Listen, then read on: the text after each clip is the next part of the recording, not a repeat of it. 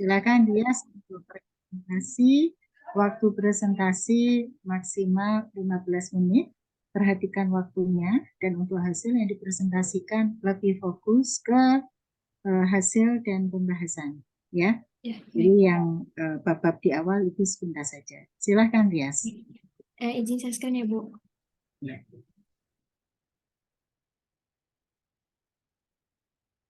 Baik, Bismillahirrahmanirrahim. Assalamualaikum warahmatullahi wabarakatuh. Sebelumnya saya ucapkan terima kasih banyak kepada Ibu Holis selaku dosen pembimbing skripsi saya, kemudian Ibu Rita, Dr. Rita Komalasari FHD selaku dosen penguji, dan yang akan segera menyusul Pak Andri Gunawan selaku dosen pembimbing. Di sini izinkan saya untuk memaparkan hasil skripsi penelitian saya yang berjudul Hubungan Sanitasi Air Bersih terhadap Kejadian Stunting Balita di Indonesia dengan tinjauan sistematika review dan menurut pandangan Islam. Di mana untuk poin pertama pada latar belakang itu stunting merupakan masalah gizi dengan kondisi balita yang memiliki panjang atau tinggi badan kurang dibandingkan dengan umurnya. Sedangkan prevalensi stunting di Indonesia mengalami penurunan dengan angka dari 27,7% pada tahun 2019 dan menjadi 24,4% pada tahun 2021. Dengan provinsi paling tinggi stuntingnya itu berada di Nusa Tenggara Timur, yaitu 37,8%. Kemudian penyebab dari stunting itu sendiri dapat dipengaruhi oleh faktor langsung dan juga faktor tidak langsung. Jadi faktor langsung ini termasuk asupan nutrisi ibu dan juga balita, sedangkan untuk faktor secara tidak langsung ada secara wash atau itu water, sanitasi dan juga hygiene. Kemudian pertanyaan pada penelitian ini yaitu adakah hubungan sanitasi air bersih terhadap kejadian stunting balita di Indonesia? Dengan tujuan penelitian yaitu menganalisis hubungan sanitasi air bersih terhadap kejadian stunting balita di Indonesia dengan pendekatan sistematika review. Untuk kerangka teorinya, pada stunting itu sendiri terdapat dua faktor, yaitu faktor langsung, itu termasuk asupan gizi, penyakit infeksi, jarak kehamilan, usia ibu, dan postur tubuh ibu. Untuk stunting secara faktor tidak langsungnya, itu ada sanitasi dan higien, sosial ekonomi, yang paling sering itu terdapat kemiskinan dan akses fasilitasnya, kemudian status pendidikan dan juga lingkungan. Untuk kerangka konsepnya, untuk variabel independen, itu yang mempengaruhi pada variabel dependen, itu ada sanitasi air bersih. Pada sanitasi air bersih ini ada beberapa poin, yaitu sumber air bersih, jenis sumber air bersih, kualitas air bersih, dan penyediaan air bersih. Untuk variabel dependennya, yaitu stunting. Lalu untuk metodologi penelitiannya, untuk desainnya yaitu menggunakan metode sistematika review dengan studi cross-sectional. Untuk populasinya, yaitu artikel penelitian primer, yang berkaitan dengan topik penelitian saya. Selanjutnya untuk sampelnya itu menggunakan artikel yang telah diseleksi menggunakan Prisma. Untuk kriteria artikelnya untuk inklusi dan juga eksklusi nanti akan dijelaskan pada slide berikutnya. Untuk pengumpulan data itu pertama ada proses seleksi literatur, kemudian kriteria seleksi literatur ini menggunakan protokol Prisma, kemudian untuk pengolahan datanya menggunakan Microsoft Word, Mendeley Desktop, dan juga Prisma. Untuk analisis data di sini itu menganalisis pada karakteristik studi. Selanjutnya untuk kriteria artikel ada kriteria inklusinya dan eksklusi. Untuk kriteria inklusi itu memuat variabel atau objek penelitian berupa variabel dependen stunting dan variabel independen itu sanitasi air bersih. Dan analisis data statistik inferensialnya itu menggunakan uji bivariat. Lalu untuk kriteria inklusinya juga menggunakan desain studi cross-sectional. Sedangkan untuk kriteria eksklusinya itu variabel tidak memuat variabel dependen dan juga variabel independen. Kemudian tidak memuat penelitian berbentuk pendekatan kualitatif dan juga tinjauan, kemudian sistematika review, studi eksperimental, dan studi prediktif. Dan desain penelitiannya selain dari cross-sectional. Untuk proses dari seleksi literatur, ini sesuai dengan protokol Prisma, itu ada 4 tahap. Yang pertama, identifikasi. Di sini menggunakan database Google Scholar. Kemudian penyaringan. Ini ada 2 tahap juga. Kemudian ada pemenuhan syarat, yaitu eligibility. 2 syarat juga, yaitu pada full text dan kriteria inklusinya, kemudian inklusi. Untuk lebih jelasnya mengenai proses seleksi literatur, dilihat dari alur Prismanya. Yang pertama dari identifikasi, di sini menggunakan database Google Scholar. Pertama kali masuk pada Google Scholar ini, saya memasukkan keyword yaitu sanitasi dan air bersih dan stunting dan bivariat. Kemudian diklik pada search, dihasilkan 386 artikel. Pada 386 artikel, kemudian saya lakukan limitasi sesuai dengan tahun publikasi, yaitu 2019 sampai 2022. Kemudian menghasilkan pengeluaran 79 artikel, sehingga total artikel yang ada itu 308 artikel. Nah, dari 308 artikel ini kemudian saya unduh melalui aplikasi Mendeley Desktop. Nah, dari aplikasi Mendeley Desktop ini ada beberapa artikel yang tidak terunduh, yaitu ada 52 yang disebabkan karena pertama linknya itu citasi, kemudian disebabkan karena hanya linknya saja, tidak ada PDF-nya, kemudian karena skripsi atau tesis. Kemudian selanjutnya dikeluarkan juga 6 artikel dikarenakan duplikasi. Nah, untuk penyaringan di sini setelah dikeluarkan yaitu terdapat 250 artikel. Dari 250 artikel ini saya keluarkan lagi 175 artikel dilihat dari judul dan abstrak yang tidak relevan sesuai dengan penelitian saya. Kemudian setelah itu didapatkan tersisa 75 artikel. Nah, dari 75 artikel ini saya keluarkan kembali 16 artikel karena dilihat dari pemenuhan syaratnya itu kan harus full text, sedangkan yang 16 artikel ini tidak full text. Kemudian dilihat juga pemenuhan syaratnya sesuai dengan kriteria inklusi. Pada kriteria inklusi ini saya keluarkan itu 49 artikel karena tidak sesuai dengan variabel dependen dan independennya, yaitu sanitasi air bersih berupa air bersih atau jenis sumber air, kualitas air, penyediaan sanitasi air bersih. Dan dinilai dari desain penelitiannya yaitu cross-sectional dan juga dari analisis statistik inferensialnya yaitu uji bivariat. Sehingga hasil yang terinklusi dari 59 artikel ini yaitu sisa 10 artikel. Dan sisa 10 artikel ini kemudian saya sintesis secara kualitatif. Untuk hasil dari artikel dari 10 artikel yang tadi saya dapat dari protokol Prisma ini, saya ekstrasikan 10 artikel ini, ekstrasikan datanya sesuai dengan mulai dari kode artikel. Nah, kode artikel ini, artikel 1, 2, 3, saya kasih kode yaitu A1, A2, A3, sampai A10 untuk memudahkan biar tidak keliru. Kemudian dari deskripsi dari jumlah responden ini, saya ekstraksi dari karakteristik responden, kemudian ekstraksi dari variabel sanitasi air bersih dan juga stunting. Kemudian pada artikel A1 terdapat pada Abidin, Haniarti, dan Sari 2021 itu terdapat jumlah responden 274, memiliki karakter responden, memiliki sanitasi air bersih, dan juga stunting. Dari 10 ini, hanya 3 yang tidak memiliki karakteristik responding, yaitu pada artikel A4 pada Dias et al. 2022. Kemudian pada artikel A6 yaitu Novera Yanti tidak ada juga dengan jumlah responden 32. Untuk artikel A10 juga tidak memiliki karakter responden dengan jumlah responden 67. Tapi untuk keseluruhan artikel memiliki jumlah responden, memiliki sanitasi air bersih, dan memiliki stunting. Kemudian ekstraksi data yang berikutnya yaitu dilihat dari deskripsi artikel ilmiah berdasarkan karakteristik responden ibu balita. Ini untuk karakteristik responden saya memiliki dua karakteristik responden yaitu balita dan juga ibunya. Nah, untuk ibu balita itu ada 3 variabel. Yang pertama umur, pendidikan, dan pekerjaan. Untuk umur terdapat pada artikel A2, A3, A5, A7, A8, A9. Untuk pendidikan terdapat pada artikel A1, A2, A3, A7, A8, A9. Kemudian pekerjaan terdapat pada artikel A1, A2, A3, A8. Kemudian untuk karakteristik responden pada balita itu terdapat variabel umur pada artikel A1, A2, A8, dan A9. Kemudian pada jenis kelamin itu terdapat pada artikel A1, A2, A5, artikel A9, dan artikel A8. Kemudian status gizi pada artikel A1, A2, dan A7. Kemudian untuk tinggi badan terdapat pada artikel A5 dan juga A8. Untuk berat badannya itu hanya pada artikel A8. Lalu untuk deskripsi berdasarkan variabel sanitasi air bersih dan hubungan yang signifikan terhadap kejadian stunting sesuai dengan faktornya. Yang pertama itu ketersediaan sumber air bersih dan air minum.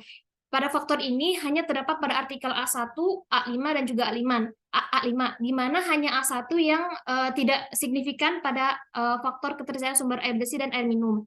Kemudian pada faktor kedua yaitu sarana air bersih, ini hanya pada artikel A6 dan A7, di mana dua-duanya ini memiliki hubungan atau signifikan.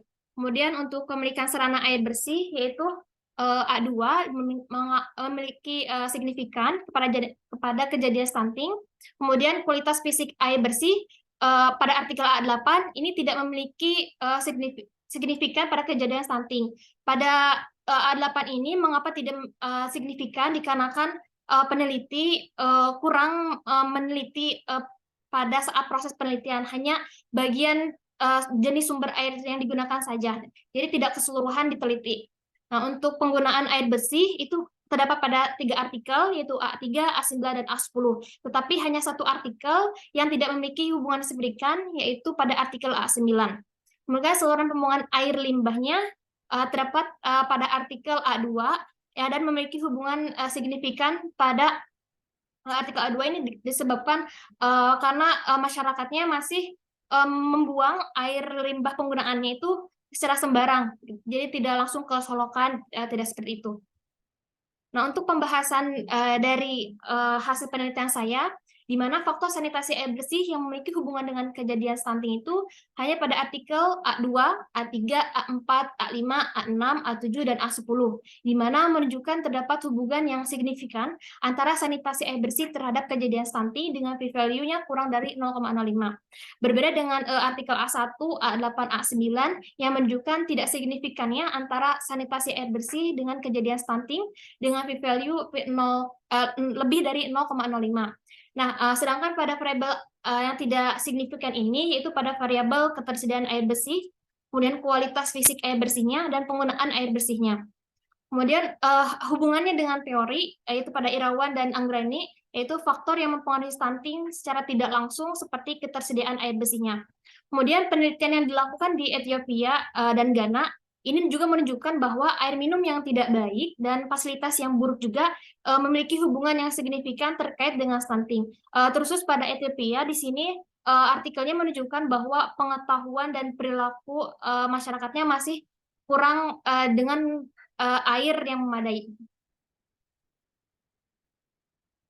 Untuk pandangan Islam mengenai sanitasi air bersih terhadap kejadian stunting, yang pertama itu sanitasi, di mana sanitasi dalam Al-Quran ialah langkah penjagaan dan pengawasan pada lingkungan. Nah, menjaga ini berarti tidak melakukan perusakan pada alam, sedangkan pengawasan itu merupakan langkah nyatanya atau tindakan yang kita lakukan untuk merawat lingkungan. Sebagaimana Allah berfirman dalam surah Al-Qasas ayat 77, Bismillahirrahmanirrahim, wabtaghi fima ataqallahu ad-daral akhirah wala tansa nasibaka minad dunya wa ahsin kama ahsanallahu ilaika wala tabghil fasada fil ard innallaha la yuhibbul mufsidin. Artinya, dan carilah pada apa yang telah dianugerahkan Allah kepadamu, yaitu kebahagiaan negeri akhirat, dan janganlah kamu melupakan bahagiamu dari kenikmatan duniawi, dan berbuat baiklah kepada orang lain sebagaimana Allah telah berbuat baik kepadamu, dan janganlah kamu berbuat kerusakan di muka bumi ini. Sesungguhnya Allah tidak menyukai orang-orang yang berbuat kerusakan.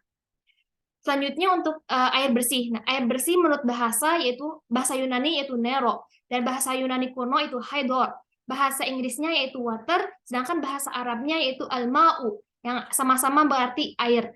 Sedangkan dalam Al-Qur'an, kata ma atau air ini diartikan sebagai hujan, yaitu kalau dikata sematikan beberapa kata hujan ini ada ain atau ada uyun yang artinya mata air. Ada kata bahar artinya laut, dan anhar artinya sungai, dan yanabi'u artinya sumber air. Kemudian definisi dari air bersih itu sendiri menurut Kemenkes yaitu air yang digunakan untuk keperluan sehari-hari yang kualitasnya memenuhi syarat-syarat kesehatan dan dapat diminum apabila telah diolah atau dimasak. Untuk syarat-syarat kualitas air yang bersih ini tidak berbau, tidak berasa, tidak berwarna. Kemudian dalam Islam air itu sendiri disebut dengan air murni yang sifatnya tohir mutohir, yaitu air suci mensucikan, yang memiliki kedudukan dan pentingnya air dalam kehidupan, di mana Allah jelaskan dalam surah Al-Anbiya ayat 30, yaitu Bismillahirrahmanirrahim, awalam yaral ladzina kafaru annas samawati wal arda kanata ratqan fafataqnahuma wa ja'alna minal ma'i kulla syai'in hayyin afala yu'minun. Artinya, dan apakah orang-orang kafir tidak mengetahui bahwa langit dan bumi keduanya dahulu menyatu. Kemudian kami pisahkan antara keduanya, dan kami jadikan segala sesuatu yang hidup berasal dari air. Maka mengapa mereka tidak beriman? Dari kata semuanya sesuatu berasal dari air ini merupakan kedudukan air dan juga pentingnya air bagi kehidupan.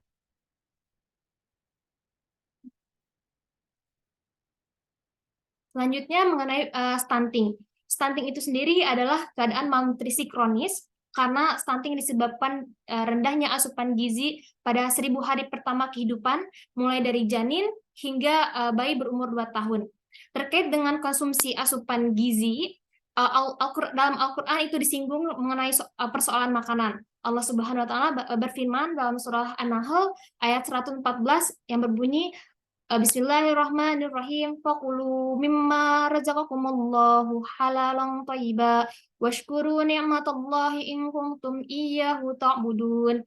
Artinya, maka makanlah yang halal, lagi baik dari rezeki yang telah Allah berikan kepadamu, dan syukurilah nikmat Allah jika kamu hanya menyembah kepadanya.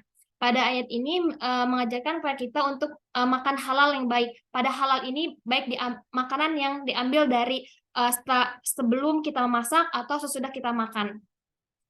Selain dari pola asuh dalam Al-Quran, selain asupan gizi, dalam Al-Quran pun mencantumkan bahwa pola asuh dapat mempengaruhi pada stunting, di mana pola asuh itu sendiri adalah cara yang digunakan dalam membantu anak untuk tumbuh dan berkembang dan merawat, membimbing dan mendidik agar anak mencapai kemandiriannya. Sebagaimana Rasulullah SAW bersabda dalam hadis riwayat Ahmad dan Abu Dawud dari Abdullah bin Umar radhiyallahu anhu bahwa seorang perempuan pernah berkata, "Ya Rasulullah, sesungguhnya aku ini adalah perutku yang mengandungnya, susuku memberi makan dan minumnya, serta pengakuanku yang melindunginya, sedangkan bapaknya telah menceraikan aku dan mau mengambil anak dariku." Kemudian Rasulullah SAW bersabda kepadanya, "Engkau lebih berhak atas anak itu selama engkau belum menikah." Berdasarkan hadis ini bisa disimpulkan bahwa sebagai orang tua atau khususnya ibu itu wajib memenuhi hak pada anaknya, yaitu pola asuh. Karena pola asuh yang baik akan terhindar dari bahaya dan juga penyakit. Nah, penyakit ini dapat mempengaruhi stunting, yaitu terhambatnya pertumbuhan pada anak, baik itu secara fisik ataupun mental. Secara dengan pola asuh ini sesama atau persis dengan maqasid syariah, di mana maqasid syariah ini melibatkan serangkaian aktivitas manusia, mulai dari memelihara agamanya, menjaga jiwanya, menjaga akalnya, menjaga harta, dan melindungi generasi yang akan datang. Sedangkan bayi yang stunting ini termasuk generasi yang lemah, karena terhambatnya pertumbuhan, perkembangan fisik, dan mental. Sebagaimana Allah berfirman dalam surah An-Nisa ayat 9, yaitu Bismillahirrahmanirrahim. وَلْيَخْشَى الَّذِينَ أَوْ تَرَكُوا مِنْ خَلْفِهِمْ ذُرِّيَّةً الَّذِينَ لَوْ Bismillahirrahmanirrahim. وَلْيَخْشَى الَّذِينَ لَوْ تَرَكُوا مِنْ خَلْفِهِمْ ذُرِّيَّةً ضِعَافًا خَافُوا عَلَيْهِمْ فَلْيَتَّقُوا اللَّهَ وَلْيَقُولُوا قَوْلًا سَدِيدًا. Artinya, dan hendaklah takut kepada Allah orang-orang yang seandainya meninggalkan di belakang mereka anak-anak yang lemah, yang mereka khawatir terhadap kesejahteraan mereka. Oleh sebab itu, hendaknya mereka bertakwa kepada Allah dan hendaklah mereka mengucapkan perkataan yang benar. Dari ayat ini, Allah sudah menegaskan kepada kita bahwa anak-anak yang lemah, termasuk yang stunting, itu tidak boleh ditinggalkan secara kasat mata. Untuk kesimpulan dari penelitian atau sistematika review ini, yaitu yang pertama, terdapat 10 artikel yang memenuhi syarat, yaitu syarat kriteria inklusi, dan sesuai dengan alur protokol PRISMA. Dari 10 ini, terdapat 7 artikel yang memiliki hubungan sanitasi air bersih dan kejadian stunting, yaitu pada artikel A2, A3, A4, A5, A6, A7, dan A10, yaitu pada variabel ketersediaan sumber air bersih, penggunaan air bersih, kemudian sarana air bersih, kepemilikan air bersih, dan juga penggunaan air bersih. Kemudian dalam segi tinjauan agama Islam, itu menyimpulkan bahwa bayi yang stunting akan menjadi generasi yang lemah karena terhambatnya pertumbuhan, perkembangan fisik, ataupun mental. Sehingga Allah Subhanahu wa Ta'ala melarang orang tua meninggalkan anak-anak mereka dalam keadaan yang lemah. Kemudian untuk saran, ada 2 saran, yaitu pertama ada bagi masyarakat, di mana diperlukan kesadaran masyarakat mengenai pentingnya sanitasi air bersih terhadap kejadian stunting, di mana masyarakat diharapkan untuk selalu menerapkan pola sehat setiap hari, dikarenakan sangat berpengaruh terkhususnya kejadian stunting. Kemudian untuk bagi peneliti selanjutnya, disarankan perlu dilakukan penelitian selanjutnya menggunakan pendekatan sistematika review dengan mengembangkan faktor-faktor selain dari faktor sanitasi air bersih yang dapat menyebabkan kejadian stunting. Alhamdulillahirrahmanirrahim. Mungkin itu saja dari hasil skripsi penelitian saya. Terima kasih banyak. Mohon maaf atas sebelumnya. Wassalamualaikum warahmatullahi wabarakatuh.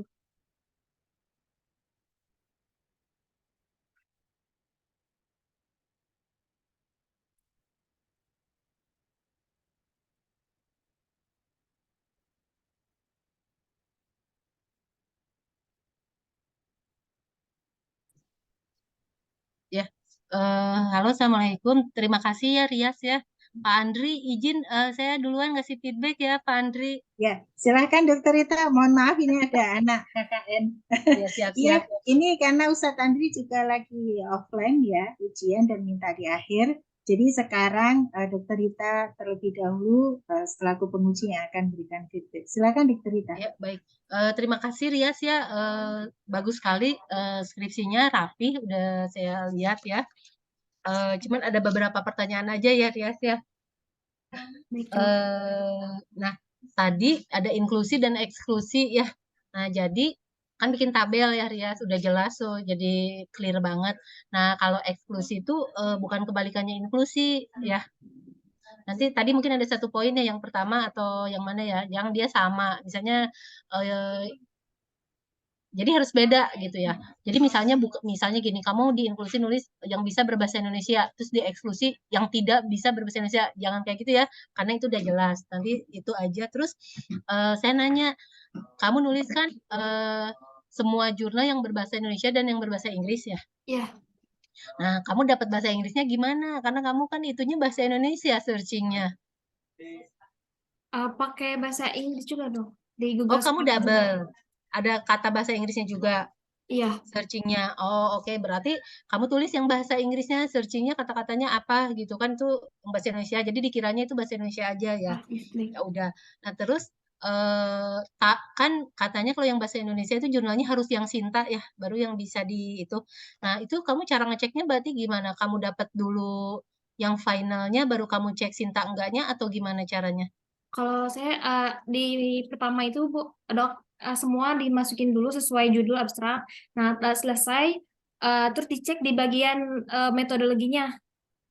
Nah, di bagian metodologi terus terdapat 10 jurnal, kemudian dicek ulang seluruh jurnalnya ada Sintanya atau tidak. Kamu ngecek Sintanya dibaca di jurnal itu, atau kamu cek juga online, bener nggak jurnalnya ada Sintanya, atau gimana caranya? Dibaca jurnal, terus dimasukin ke Sintanya. Link yang ada di jurnal kan ada itunya, Dok. Oh gitu, jadi bener nggak Sinta gitu ya? Oke, oke.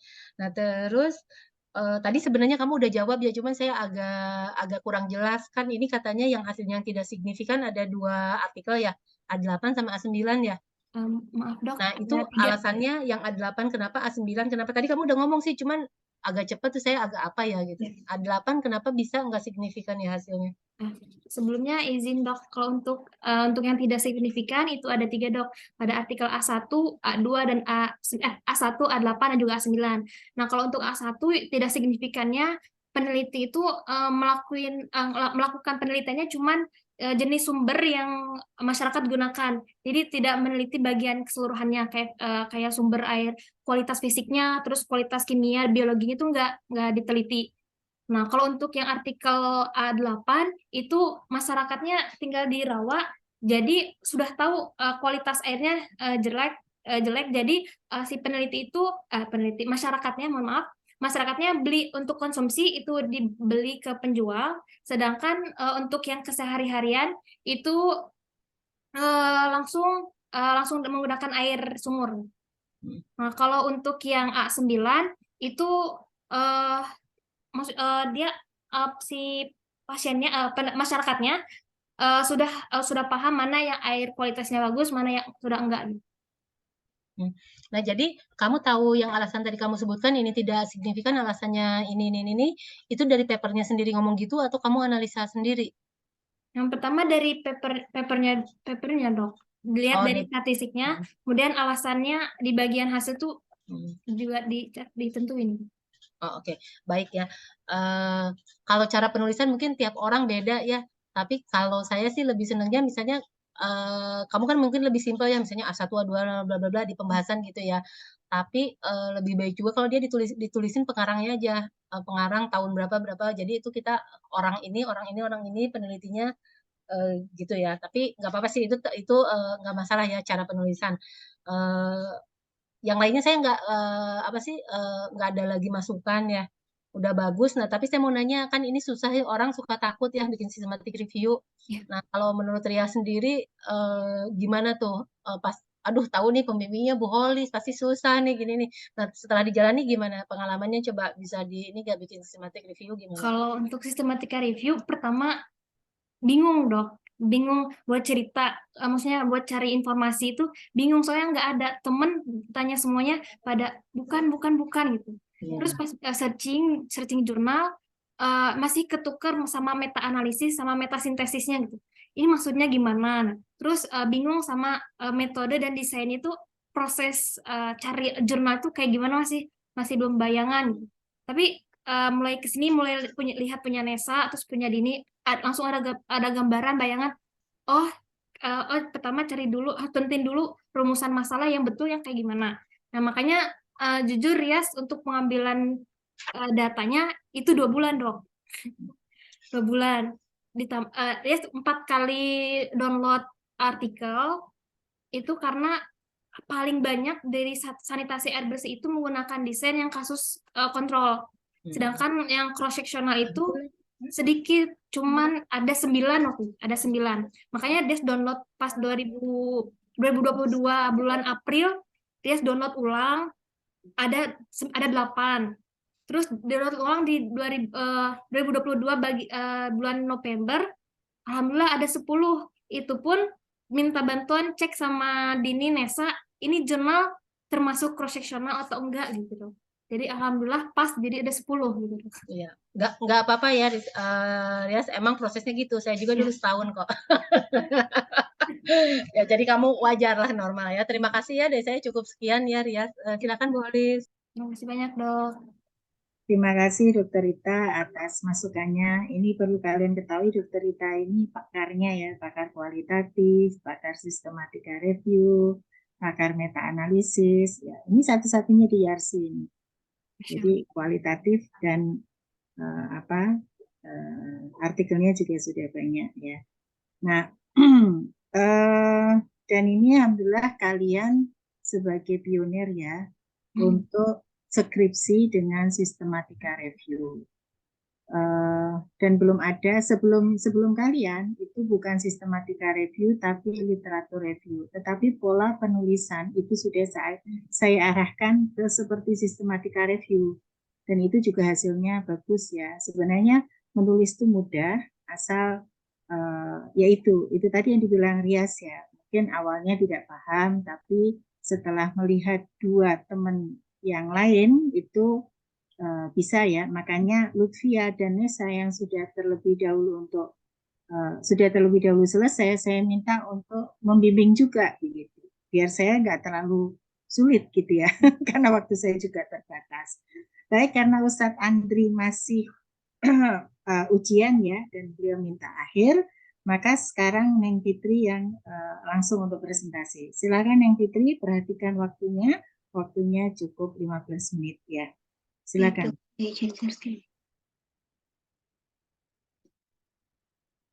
Baik, bismillahirrahmanirrahim. Assalamualaikum warahmatullahi wabarakatuh. Sebelumnya, perkenalkan nama saya Neng Fitri. Di sini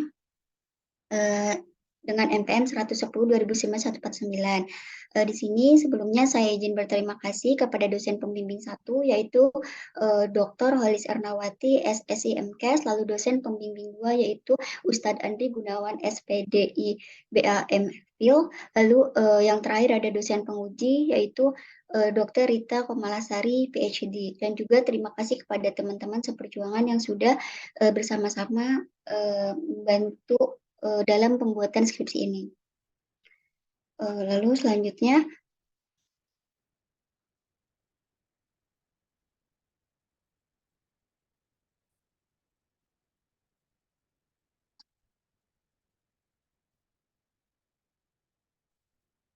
sebentar, ininya tidak bisa next. Ya. Lalu selanjutnya di sini untuk diare, diare itu sendiri dari latar belakangnya itu merupakan salah satu penyakit yang berbasis lingkungan. Nah, diare itu sendiri adalah salah satu penyakit yang sering dialami oleh masyarakat, baik anak maupun dewasa. Lalu selanjutnya diare itu sendiri itu dia bisa terjadi dikarenakan sanitasi lingkungan yang buruk. Lalu selanjutnya faktor dari kejadian diare itu sendiri itu bisa disebabkan oleh faktor lingkungan yang meliputi sarana air bersih, sanitasi, jamban, saluran pembuangan air, limbah, lalu kualitas bakteriologis air dan kondisi rumah. Lalu untuk sanitasi yang buruk dituding sebagai penyebab banyaknya kontaminasi bakteri E. coli dalam air bersih yang dikonsumsi masyarakat. Lalu juga di sini ada berbagai penelitian mengenai sanitasi dan perilaku STBM, banyak dilakukan diantaranya Kasmiati 2021, Nanda Labodo 2022, Zalpa Monica 2020, Yantu 2021, dan lainnya. Lalu selanjutnya di sini terdapat rumusan masalah. Di sini berdasarkan uraian latar belakang, maka rumusan masalah dalam penelitian ini adalah hubungan sanitasi dengan kejadian diare dengan tinjauan sistematika review dan juga dengan pandangan Islam. Lalu selanjutnya untuk pertanyaan penelitian, di sini apakah ada hubungan antara sanitasi dengan kejadian diare berdasarkan sistematika review. Lalu selanjutnya untuk tujuan penelitian di sini terdapat untuk menganalisis hubungan sanitasi dengan diare berdasarkan penelitian yang telah dilakukan sebelumnya. Lalu di sini terdapat sanitasi lingkungan. Di sini terdapat sarana air bersih, penggunaan jamban, pembuangan limbah, dan juga pembuangan sampah. Lalu selanjutnya di sini ada suatu penyakit yang ditandai dengan frekuensi buang air lebih dari 4 kali pada bayi dan lebih dari 3 kali pada anak. Dengan konsistensi fesesnya itu dia encer, dapat berwarna hijau, atau dapat pula bercampur lendir dan juga darah. Lalu selanjutnya di sini untuk kerangka teorinya, di sini ada sanitasi lingkungan, yaitu dengan penyediaan air yang tidak bersih, lalu kondisi jamban yang kurang dirawat ataupun jarak antara jamban dengan penampungan. Lalu selanjutnya pengelolaan sampah, lalu selanjutnya ada pengolahan limbah.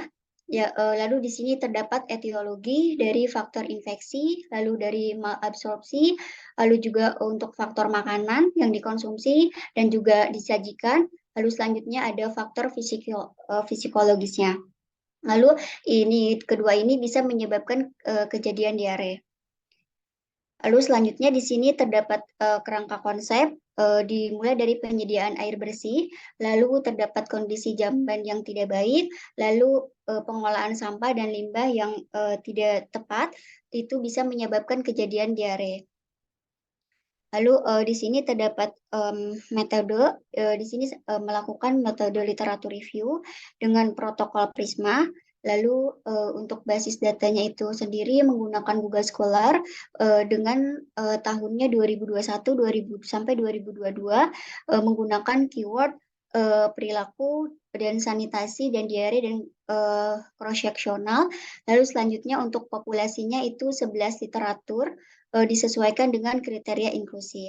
Lalu selanjutnya di sini untuk kriteria inklusi, yang pertama di sini membuat variabel atau objek penelitian berupa hubungan sanitasi dengan kejadian diare, lalu merupakan desain analitik, korelasi pendekatan kualitatif dengan cross-sectional, lalu dengan analisis uji bivariat.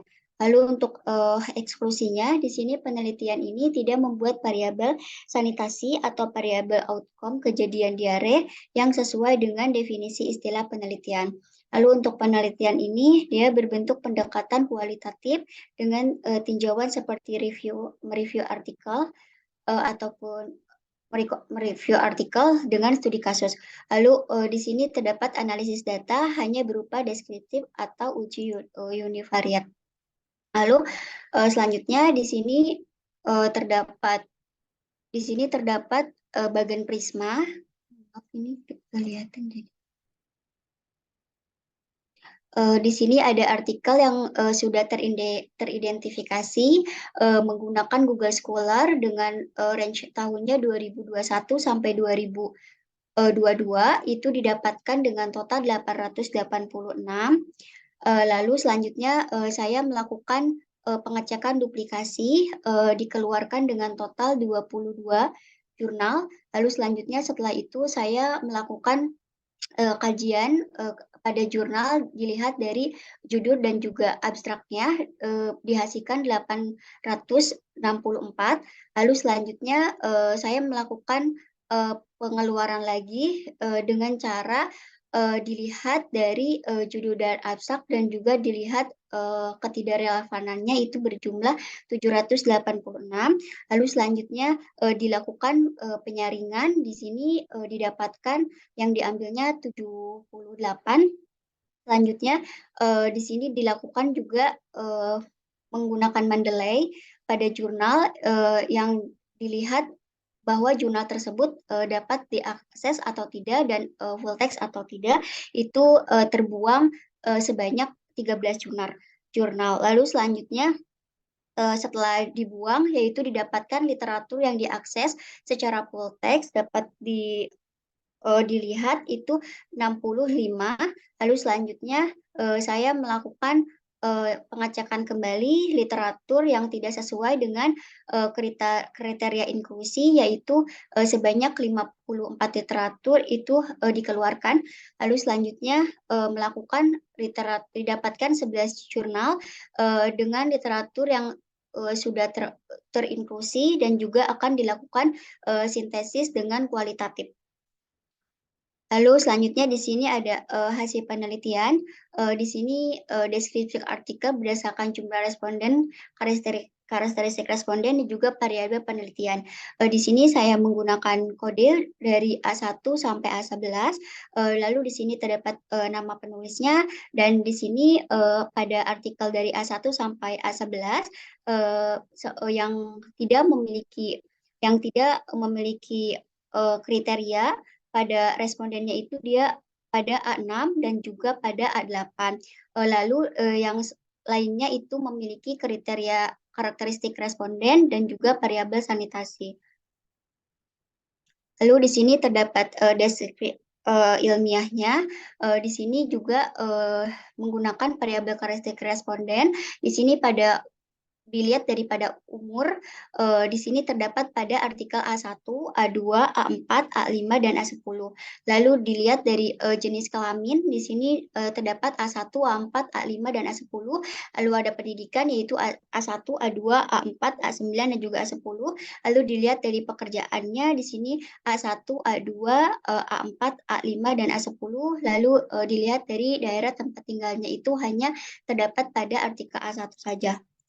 Lalu selanjutnya di sini ada perilaku sanitasi dari PHBS itu sendiri itu terdapat pada A2, lalu ada perilaku buang air besar itu pada A3 dan A8, perilaku cuci tangan pakai sabun itu dia ada A2, A3 dan A8, lalu selanjutnya pada sumber air minum itu terdapat pada artikel 1, lalu ada pengolahan tempat sampah rumah tangga itu pada artikel A2, A3, A6, A8, A9, lalu ada pengolahan limbah itu pada artikel A2, A3, A8, A9, pengolahan air minum dan makanan itu A2, A3, dan A8, lalu kepemilikan jenis jamban itu A4, A6, A7, A10, dan A11, lalu untuk kondisi atau jenis air itu sendiri itu A4 dan A11, lalu untuk penyediaan air bersih A5, A6, A7, A10, lalu untuk jenis lantai itu dia A11.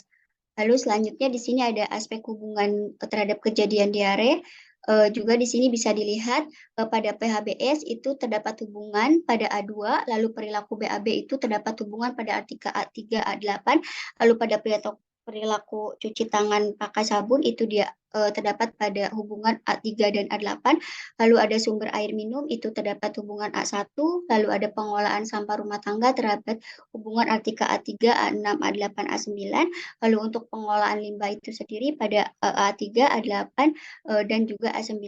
Lalu untuk pengolahan air minum dan makanan itu terdapat artikel hubungan pada A3, A8.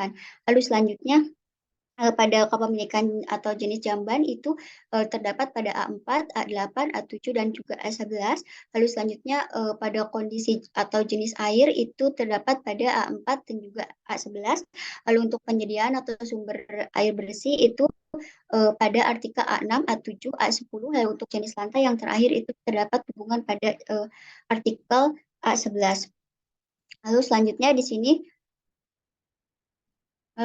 sini terdapat hubungan penyediaan air bersih dengan kejadian diare itu pada A1, A4, A6, A7, dan A11. Dia menemukan hasil analisis bivariat yang dimana menunjukkan bahwa ada hubungan signifikan secara statistik sumber air minum dengan penyediaan penggunaan atau kondisi air bersih dengan kejadian diare dengan nilai V-value-nya itu kurang dari 0,05.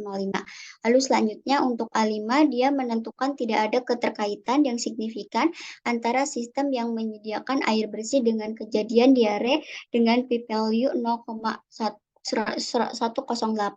Lalu selanjutnya untuk agen penyebab penyakit diare itu sering dijumpai pada sumber-sumber air yang sudah terkontaminasi dengan agen penyebab penyakit. Air yang sudah tercemar apabila digunakan oleh orang sehat bisa membuat orang tersebut terpapar dengan agen penyakit diare.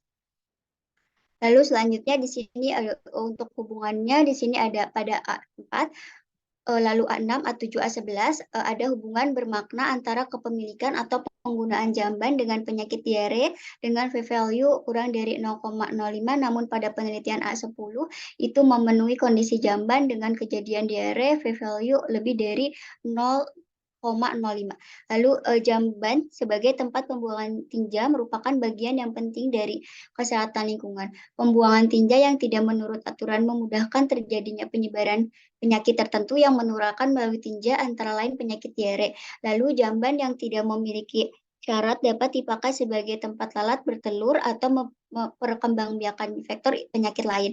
Tidak menimbulkan bau, pembuatannya murah dan mudah digunakan lalu dapat dipelihara. Lalu selanjutnya untuk pembuangan sampah dan limbah itu A6 dan A9 menemukan terdapat hubungan antara tempat sampah dengan kejadian diare pada value-nya itu 0,023, A3 itu tidak berhubungan secara bermakna pengolahan sampah rumah tangga dengan diare dengan nilai P-value 0,087. Lalu A3 ada hubungan yang bermakna antara pengolahan limbah rumah tangga dengan nilai P itu 0,004 dengan kejadian diare, namun A9 pengolahan limbah rumah tangga itu tidak berhubungan dengan diare dengan nilai P-value 0,400. Kemudian pengolahan limbah dan sampah erat kaitannya dengan kesehatan masyarakat. Karena dari sampah tersebut akan hidup mikroorganisme penyebab penyakit atau patogen dan juga binatang serangga sebagai pemindah atau penyebar penyakit. Oleh sebab itu, sampah harus dikelola dengan baik sampai sekecil mungkin tidak mengganggu atau mengancam kesehatan masyarakat. Lalu selanjutnya ada hubungan perilaku dan STBM dengan kejadian diare. A2, A8 menemukan dari hasil analisis ditemukan ada hubungan perilaku hidup bersih dan sehat ibu dengan kejadian diare dengan nilai V-value kurang dari 0,05.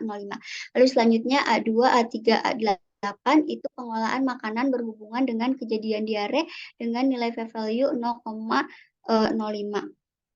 Lalu selanjutnya di sini terdapat penelitian di Ethiopia dan Bangladesh dengan menemukan bahwa penggunaan sanitasi dasar, cara cuci tangan atau pembuangan tinja anak, pembuangan limbah cair dengan kejadian diare. Namun penelitian di Tanzania tidak ditemukan adanya hubungan antara terkait wash atau cuci tangan dan mencari perawatan medis untuk seorang anak yang menderita diare. Lalu untuk diare ini sebagian besar disebabkan oleh masuknya mikroorganisme atau toksin melalui mulut. Kuman tersebut dapat ditemukan melalui air, makanan atau minuman yang terkontaminasi, kotoran manusia atau hewan, dan kontaminasi tersebut dapat melalui jari atau tangan penderita yang telah terkontaminasi. Lalu selanjutnya di sini ada definisi sanitasi dengan dari perspektif Islam. Al-Quran sangat menekankan agar manusia, terutama yang beriman, kepada Al-Quran memperhatikan sanitasi dalam arti perilaku dan kebudayaan pola hidup bersih, seperti dalam surat An-Anfal ayat 11 dengan bunyi A'udzubillahi minasyaitonirrajim. Bismillahirrahmanirrahim. Wa yunazziru alaikum minas sama'i ma'an liyahtirakum bih. Dan Allah menurunkan kepadamu hujan dari langit untuk mensucikan kamu dengan hujan itu. Lalu selanjutnya kesehatan perspektif Islam. Sehat adalah kondisi fisik di mana semua fungsi berada dalam keadaan sehat. Menjadi sembuh sesudah sakit adalah anugerah terbaik dari Allah kepada manusia. Di antara cara Islam menjaga kesehatan dengan menjaga kebersihan dan melaksanakan syariat wudhu dan mandi secara rutin bagi setiap muslim. Dalam Al-Quran disebutkan bahwa Al-Quran adalah asyifa atau sebagai penyembuh, sebagaimana pada Quran surat Al-Isra ayat 82 yang berbunyi wa nunazziru minal qur'ani ma huwa shifaa'u wa rahmatul lil mu'minina wa la yaziddu zalimina illa khasara. Dan kami turunkan dari Al-Quran suatu yang menjadi penawar dan rahmat bagi orang-orang yang beriman, dan Al-Quran itu tidaklah menambahkan kepada orang-orang yang zalim selain kerugian. Lalu selanjutnya di sini ada air bersih perspektif Islam. Air bersih adalah air yang memenuhi syarat-syarat yang suci dan mensucikan. Sedangkan air bersih menurut syarat-syarat kesehatan secara garis besar adalah yang tidak berwarna, bening, dan juga tembus pandang. Tidak berubah rasanya dan juga tidak berubah baunya, serta tidak mengandung cacat kuman yang mengandung kesehatan. Air selalu menjadi faktor utama karena air dalam fikih adalah alat bersuci atau toharoh yang paling utama. Kedudukan dalam pentingnya air dalam kehidupan adalah seperti HR Ahmad, Muslim, dan juga Tirmizi yang berbunyi tuhur Hadis riwayat. Hadis riwayat Ahmad, Muslim, dan jangan dibaca HR ya. Ya, hadis riwayat Ahmad, Muslim, dan Tirmizi yang berbunyi tuhuru syaiton al-iman. Lalu di sini artinya bersuci. Bukan syaiton, syatrul itu. Yang berbunyi tuhuru syatrul al-iman. Ya, bersuci itu sebagian daripada iman. Lalu dari Rasulullah SAW, sesungguhnya Allah Subhanahu wa Ta'ala itu suci yang menyukai hal-hal yang suci. Dia maha bersih yang menyukai kebersihan, dia maha mulia yang menyukai kemuliaan, dia maha indah yang menyukai keindahan. Karena itu bersihkanlah tempat-tempatmu. Hadis riwayat Tirmizi. Lalu selanjutnya, di sini terdapat kesimpulan berdasarkan sistematika review dari 11 artikel yang didapatkan, terdapat hubungan yang signifikan antara sanitasi air bersih dengan diare, yaitu pada artikel A1, A2, A4, A6, A7, A8, A10, dan A11. Lalu juga tidak ada hubungan pada penelitian artikel A5. Lalu ada hubungan kondisi atau kepemilikan jamban, yaitu A4, A6, A7, A11, dan juga tidak ada hubungan pada penelitian artikel A10. Dan ada hubungan pembuangan limbah atau sampah, yaitu A6, A8, dan juga A9. Lalu tidak ada hubungan pada penelitian A3. Lalu selanjutnya dari 11 artikel yang didapat itu terdapat beberapa kategori sanitasi, yaitu ketersediaan atau penyediaan atau sumber air minum atau air bersih, penggolongan sampah atau limbah, kondisi jamban atau perilaku cuci tangan pakai sabun, dan juga buang air besar.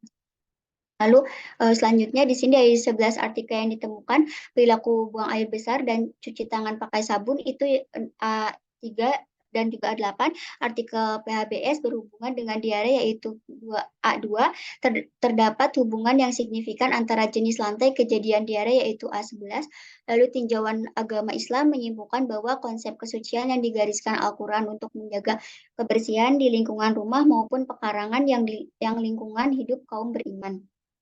Lalu Selanjutnya di sini terdapat saran bagi petugas kesehatan, yaitu meningkatkan pengetahuan dan perilaku masyarakat mengenai sanitasi lingkungan yang baik dengan memberikan penyuluhan kepada masyarakat untuk memberikan informasi sehingga dapat mencegah terjadinya diare. Lalu untuk bagi dinas kesehatan perlu dilakukannya supervisi ke puskesmas, perencanaan, pelaksanaan dan juga evaluasi program kesehatan lingkungan, melakukan kemitraan dengan lintas sektoral dan lintas program dalam rangka peningkatan pencegahan, penyembuhan serta pemulihan kesehatan masyarakat melalui perilaku hidup bersih dan juga sehat.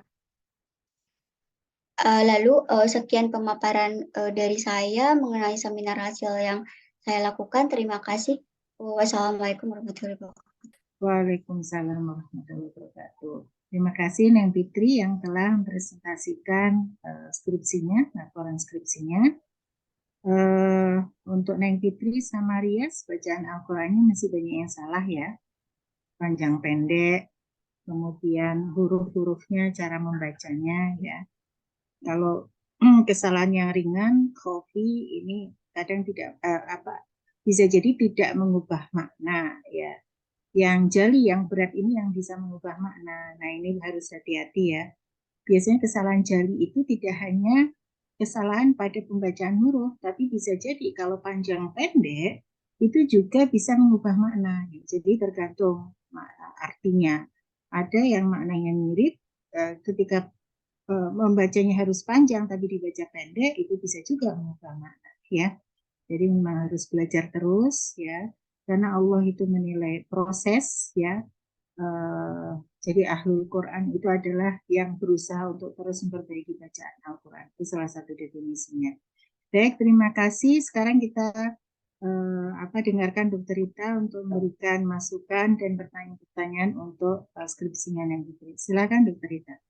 Ya, terima kasih ya Bu Halis. Terima kasih ya Neng Fitri. Selamat juga ya udah bisa akhirnya menyelesaikan skripsinya ya. Tetap semangat ya, perjuangannya masih panjang sampai kamu jadi dokter. Saya cuma nanya aja, ini kan kamu katanya di search engine-nya kamu pakai apa? Pakai Google Scholar aja atau apa? Iya, saya menggunakan izin menjawab ya dok. Saya hanya menggunakan Google Scholar saja. Oke, soalnya di buku kamu ada ProQuest. Nanti diperbaiki ya? Atau jadi ProQuest-nya beneran 2? Enggak, itu dari yang proposal sebelumnya. Ya kamu kalau hati-hati lihat ya, lihat contoh ya. Harus dicek. Terus ada banyak tipe juga ya. Ketik mungkin salah, harusnya A jadi E kayak gitu-gitu ya. Nah, terus tadi saya lihat di tabel, saya cuma ngecek aja ya biar kamu ngerti ya. Tadi kamu bikin inklusinya ya. Apa sih kamu bikin kualitatif proseksional gitu ya? Itu maksudnya apa? Yang dimaksud dengan mungkin yang dimaksud dengan cross-sectional itu dia dengan cara mengambil data, menganalisis jurnal yang didapatkan dengan pendekatan kualitatif itu dengan cara kita menganalisis jurnal yang telah kita dapatkan yang 11 artikel itu. Ya. Jadi metode yang di jurnal-jurnal yang kamu pilih itu adalah metodenya apa, desainnya yang cross-sectional apa yang kualitatif? Desain dengan pendekatan kualitatif, dengan desain cross-sectional. Jadi paper yang kamu include itu yang cross-sectional kan? Ya. Oke. Jadi yang deskriptif kualitatif apanya? Yang deskriptif kualitatif itu dilihat dari pendekatannya terhadap penjabaran hasil sintesisnya itu tersendiri. Oke, jadi kamu analisisnya gitu ya. Jangan salah ya, tadi itu kamu disatuin, jadi bingung nanti yang bacanya. Terus kamu bilang di sini kamu ada snowball sampling, snowball ya, snowballing. Itu gimana maksudnya? Snowballing itu bentar.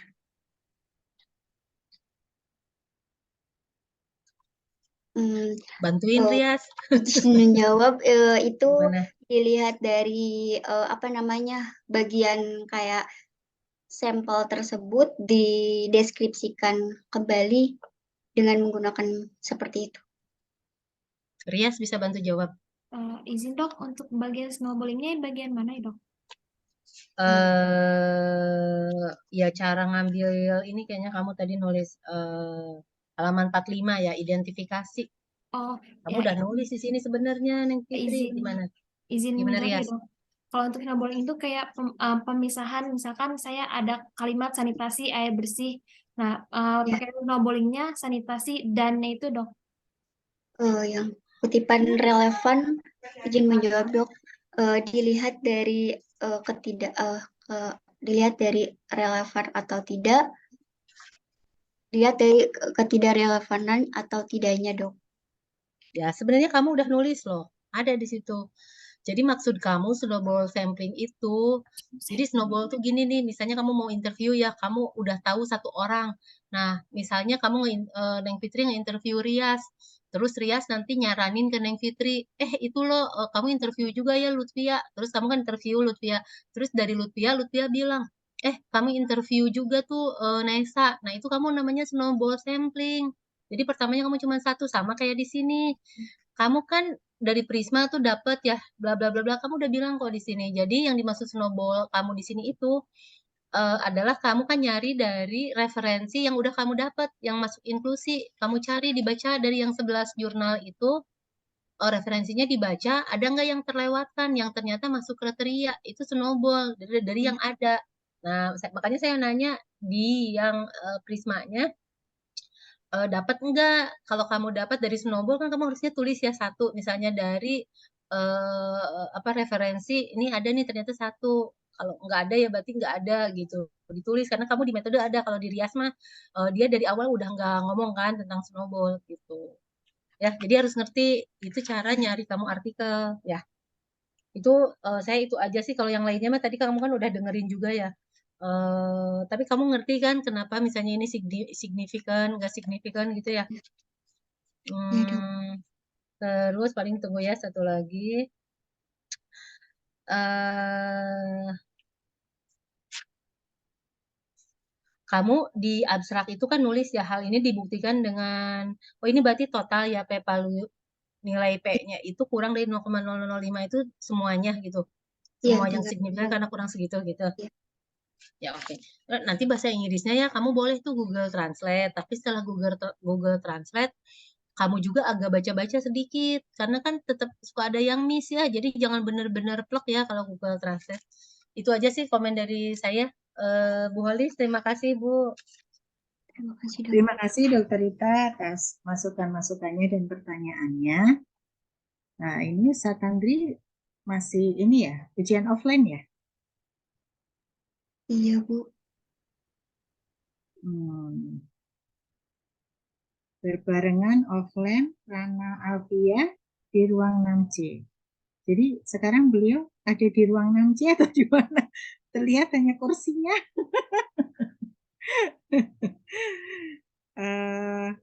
Ini gimana? Kita nunggu Sat Andri aja ya. Tapi coba di ini saya ingin ini mungkin Rias ya tampilkan salah satu ayat Rias. Baik Bu. Nanti kan biasanya sama Ustadz Andri juga disuruh nih latihan dia sama saya dulu. Baik Bu.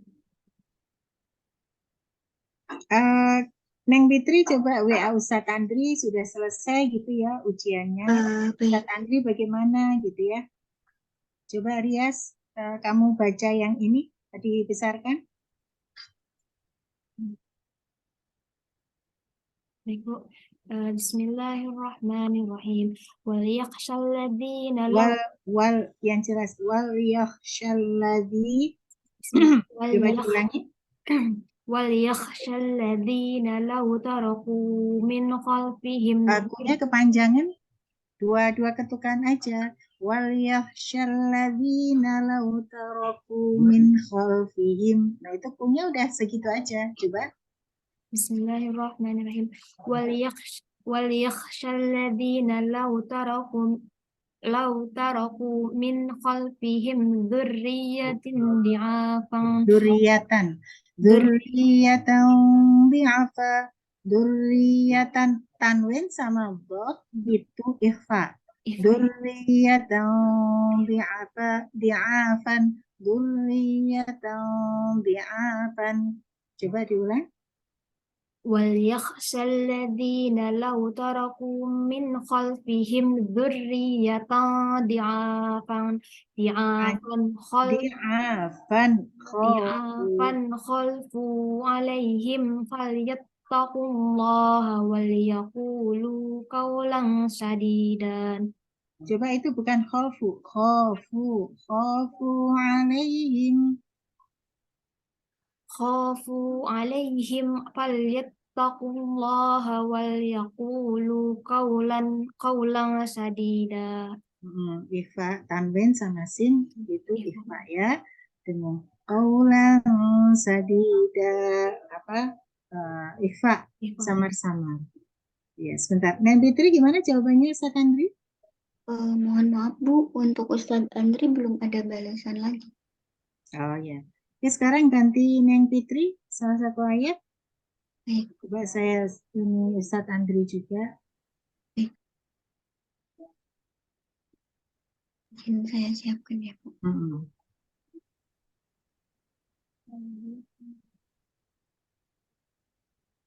Wordnya.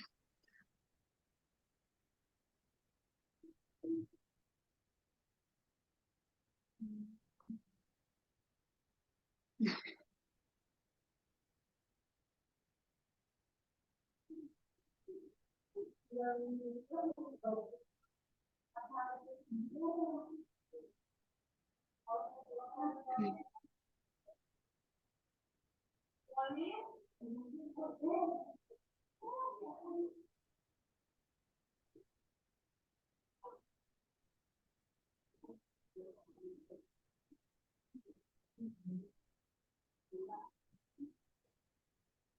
Ya, yang itu dibesarkan.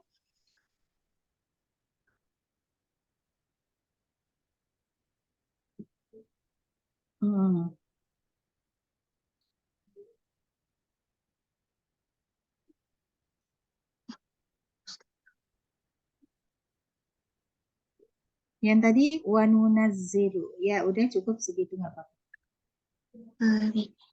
Wanunazzilu minal Nah, itu ada tasydidnya.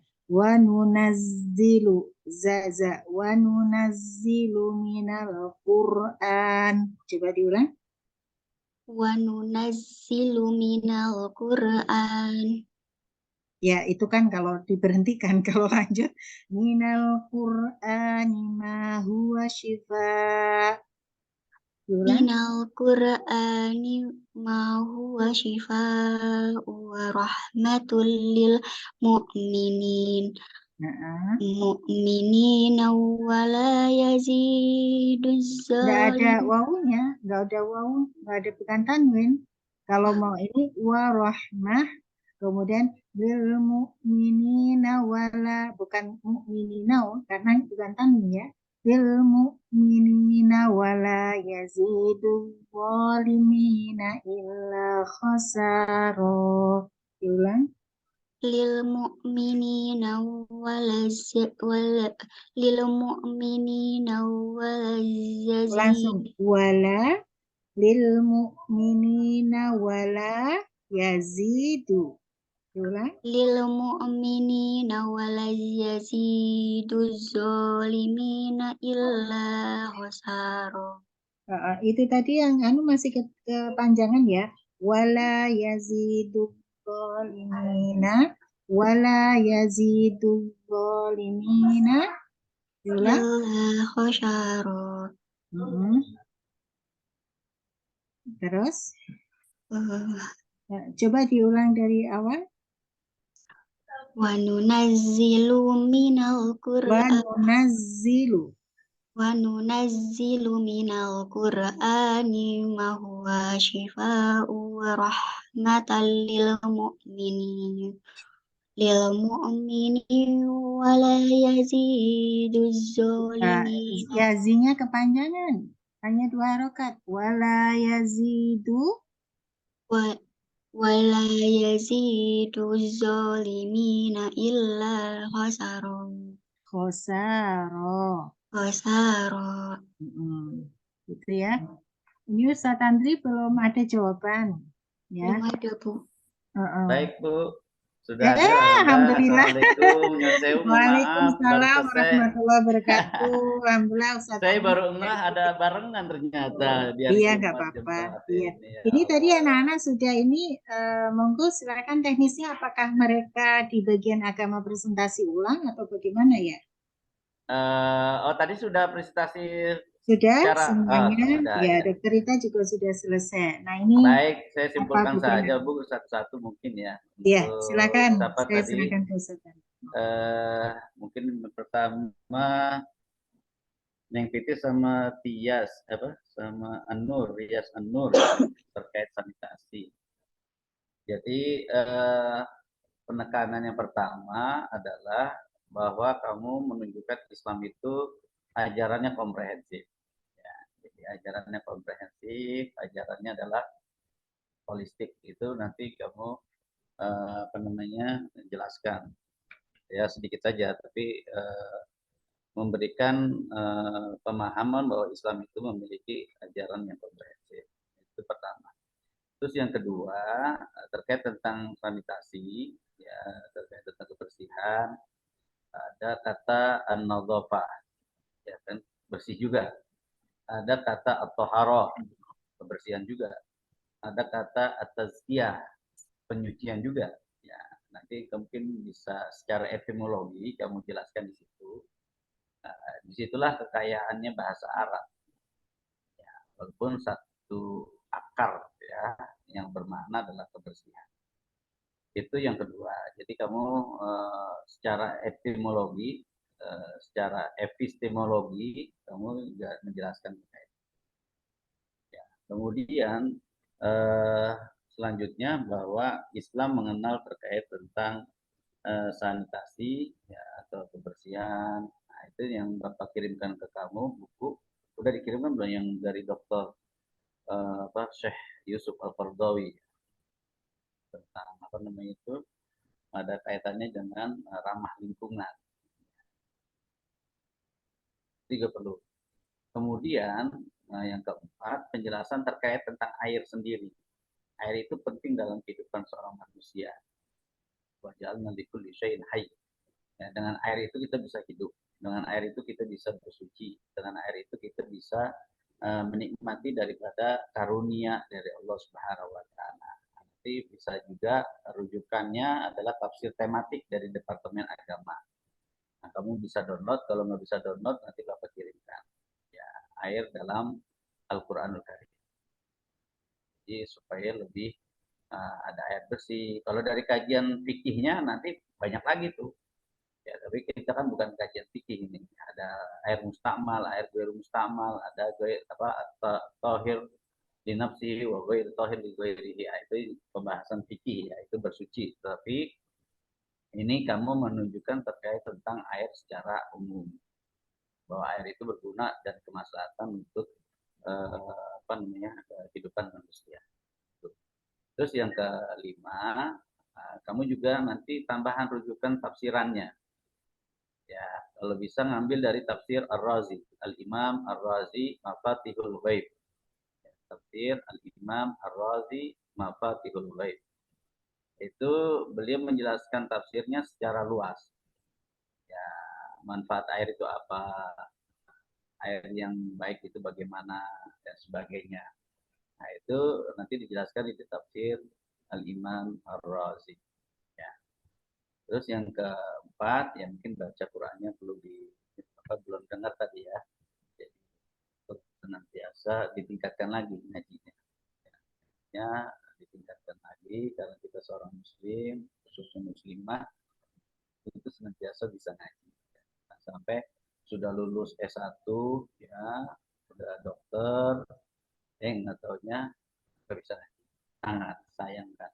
Ya, tetap oh Pak, saya belum bisa Pak. Ya nggak ada istilah ketinggalan untuk ngaji ya. Jadi tetap ngaji, ya paling minim sehari latihan. Misalnya kalau bisa juga ya panggil ustadz lah, panggil guru untuk mengajari ngaji. Jadi tidak ada kata terlambat untuk kalian untuk bisa ngaji. Jadi apalagi belum berkeluarga kalian, beranak-anak, ya, mengajari anak kalian dan sebagainya. Jadi perlu diusahakan untuk hal yang satu ini diutamakan. Ya, rias An-Nur, Nefitri dan sebagainya untuk senantiasa bisa menjalani ngajinya ini dengan baik dan benar. Ya, nah, rias An-Nur suka ngaji. Maaf Pak. Rias An-Nur ngaji bisa. Rias An-Nur ngaji bisa. Sama Nefitri juga tadi ya. Jadi tetap harus latihan. Ya. Jadi itu untuk kesimpulan untuk Nefitri dan siapa namanya ini Rias An-Nur ya terkait dengan sanitasi. Mudah-mudahan bisa dipahami dengan baik sebagai tambahan. Ya, nanti kalau untuk tulisan Arabiknya ya diperbaiki juga supaya kalian juga download Quran Kemenak itu. Ya. Jadi kita punya standar untuk jenis hurufnya, font Arabiknya itu LPMQ atau apa tradisional Arabik. Ya, seringkali kadang-kadang pas di print dia berubah lagi ke Times New Roman itu kadang-kadang. Itu maka perlu diperhatikan supaya dari segi penulisannya pun rapi, bagus dan sesuai dengan standar yang kita terapkan. Gitu ya. Baik, mungkin Bu Dr. Holis itu untuk saudara Nefitri dan tadi Rias An-Nur ya. Iya. Terus selanjutnya untuk siapa tadi Lutfia Dini sama Nisa ya. Kamu terkait apa ini? Lutfia Dini sama Nesa sudah Ustaz. Oh udah yang ya, sebelumnya ya. Oh ya sebelumnya siap. Iya, Lutfia artikelnya udah publish, Nesa oh iya semua artikelnya ya edisi berikutnya. Iya. Berarti hari ini cukup Iya sama Nefitri. Iya. Iya siap. Ya, ini mereka satu. Saya Bu Dr. Holis. Iya. Apa namanya evaluasinya. Saya mohon maaf juga baru selesai sana sini sama Dr. Lilian Batubara sama Pak Dharma barusan ini. Iya, nggak apa-apa. Mudah-mudahan hasil evaluasi ini bisa memaksimalkan daripada skripsinya daripada Rias An-Nur dan Nefitri. Demikian. Assalamualaikum warahmatullahi wabarakatuh. Waalaikumsalam warahmatullahi wabarakatuh. Alhamdulillah, terima kasih Ustadz Andri atas masukan-masukannya yang sangat berharga untuk kalian ya, Rias An-Nur dan Nefitri. Alhamdulillah usai sudah untuk ujian seminar hasil skripsi hari ini untuk Rias dan Nefitri ya. Selamat kepada kalian, sudah selesai, sudah menempuh skripsi sampai bisa mempresentasikan dan mendapatkan LOE dari Jurnal Medical Junior ya. Semoga pelajaran yang sangat berharga ini bisa kalian ambil hikmahnya ya. Untuk belajar bagaimana menulis yang bagus, belajar untuk mempelajari agama yang terkait dengan tema yang kalian angkat, dan itu sangat berharga sekali untuk berikutnya. Sekali lagi terima kasih kepada Dr. Rita selaku penguji yang telah hadir, juga terima kasih kepada Ustadz Andri selaku pembimbing dosen agama yang juga bisa hadir hari ini, dan terima kasih kepada rekan-rekannya ini Lutfia dan Nesa yang ikut saya bantu, saya minta untuk membantu membimbing ya. Saya terbatas, jadi saya minta yang sudah terlebih dahulu lulus juga ikut membimbing. Dan terima kasih ke Wiwi ya, Wiwi Anggreni ini teman kalian ya yang juga ikut hadir. Baik, kita tutup karena sudah selesai. Kita tutup dengan bacaan alhamdulillah dan doa Alhamdulillah. Alhamdulillahirabbil alamin. Subhanakallahumma wa bihamdika asyhadu an la ilaha illa anta astaghfiruka wa atubu ilaik.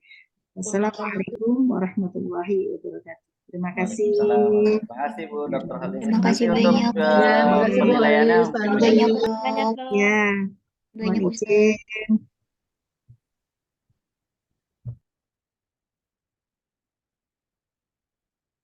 Alhamdulillah ya Allah, selamat ya. Selamat Neng Rias. Makasih ya Nesa udah membantu aku di titik ini. Neng. Apa? Kenapa? Em, Oke, aku izin pamit ya.